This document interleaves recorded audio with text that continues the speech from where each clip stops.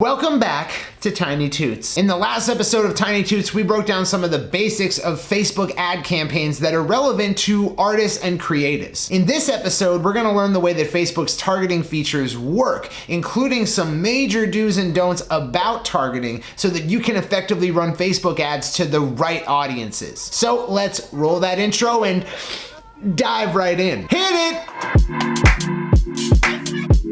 And start sending to them on that basis. In MailChimp, when starting any email, one of the most commonly misunderstood aspects of the Facebook and Instagram ads platform is audience targeting. So before we dive into it, let's get down some important concepts. When we talk about using targeted audiences, it's important to ask the question, as opposed to what? An audience that is untargeted is made up of just everyone who's on Facebook. Young, old, male, female, United States, India, rap fan, and heavy metal fan. Everyone. So a targeted audience is a subset of the untargeted audience, the entire ecosystem. When we specify criteria for the audience, it becomes a targeted audience. We can say the audience has to be people between the ages of 18 and 46, and then our audience becomes narrower. We can say the audience has to be people who like golf, and even still the audience gets narrower. These are all characteristics of people that Facebook knows about them. So when you give those characteristics for your audience, Facebook can ensure that your ads are running to exactly the people you want them to run to. If it's age, gender, location, job title, income level, etc., it's demographic information. But as I said, Facebook can also target psychographic information. Your musical tastes, your movie tastes, what books you read, and so on. We sometimes call these audiences interest-based audiences, since you are using these interests to define them. Now, before we continue, it's important to start thinking of your audiences, whether they're in Facebook ads or in your email list or in a given city,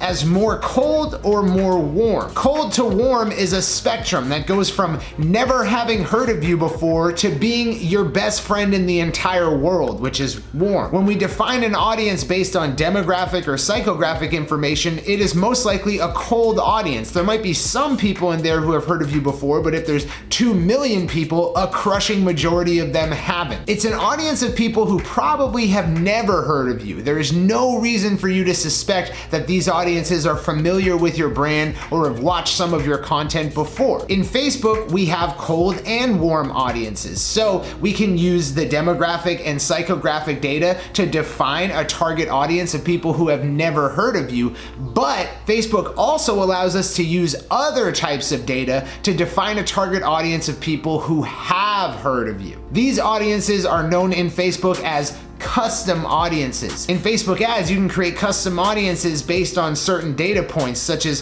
whether someone has liked your page, watched your video, engaged with a post that you've posted, visited your website, and many, many more. There are literally hundreds of different ways to create custom audiences. And custom audiences are warm. We're not using demo or psychographic data to find them. We're using points of contact with your brand or online presence. Since the criteria for defining the audience is interaction with you, custom audiences are, by definition, warm. So we have those interest-based cold audiences defined by demographic or psychographic criteria, and then we have the warm custom audiences defined by engagement or interaction with your brand, your Facebook page, your Instagram, your website, even your email list. We frequently will call these points of contact touches. A touch is a point of contact between your brand or social or online presence and an audience member. So you can think of custom audiences as audiences who have had one or more touches with your brand, band, or music. Now there's an important third category of audiences on Facebook called lookalike audiences. And we needed all the information I've given you up until this point before we could understand how they work. Since Facebook knows your demographic and psychographic information,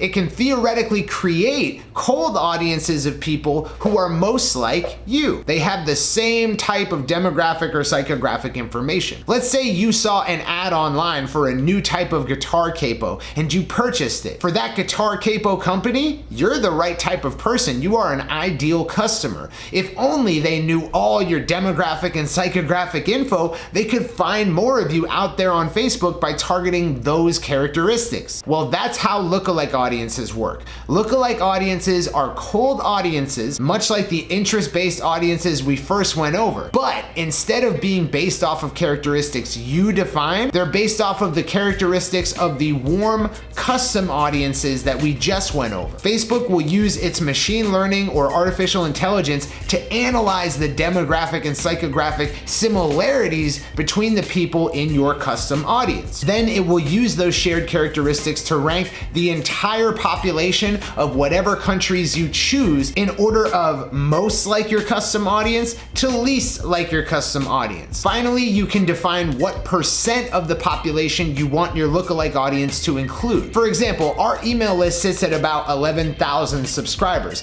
Let's say we upload our email list to Facebook as a custom audience, then we create a lookalike audience based on that email list. When creating this lookalike audience, we have to define what countries we want to target. So let's pop in the United States. With these settings, Facebook will rank everyone on its platform in the US in order from most like our email subscribers to least like our email subscribers. Then we can simply choose a percent of that list we want to target. So 1% of the US population will be the most like our email subscribers that we can get, but it's going to be the smallest audience we can get in a lookalike audience. Now, if we bump it up to 5%, we're going to get a little bit less similar to our email list than 1%. It's more of a diluted audience, but we get a bigger audience, so we get more scale. These lookalike audiences almost always perform better in ad campaigns than cold, interest-based audiences. Almost always. Even if you know your target market very well and you can define them using demographics and psychographics with laser precise accuracy, your best guesses will never beat Facebook's automated back-end knowledge. Facebook just knows more about your audience than it would ever show you for privacy reasons. So when it comes to marketing with Facebook ads, there is a clear order of operations for any new ad account. So if we have an artist in our agency who is starting out with no data, no email list to upload to Facebook,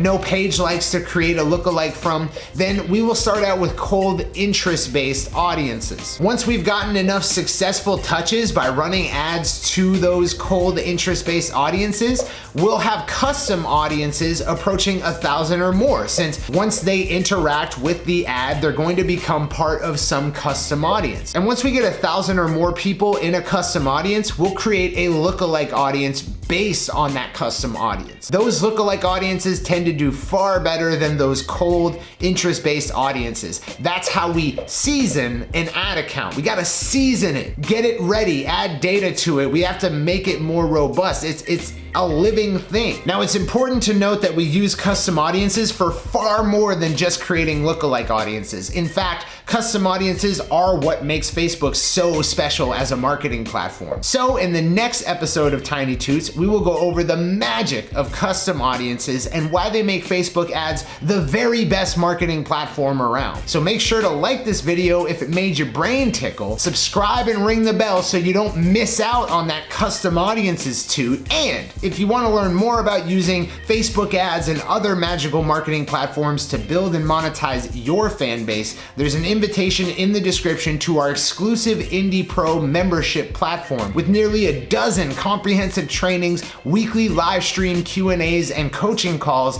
and exclusive deals on mixing, mastering, production, and more services that artists frequently need. With that said, I've been Circa for Full Stack Creative, and I will see you in the next little just itty bitty small little tiny bitty toot. See you there, gang.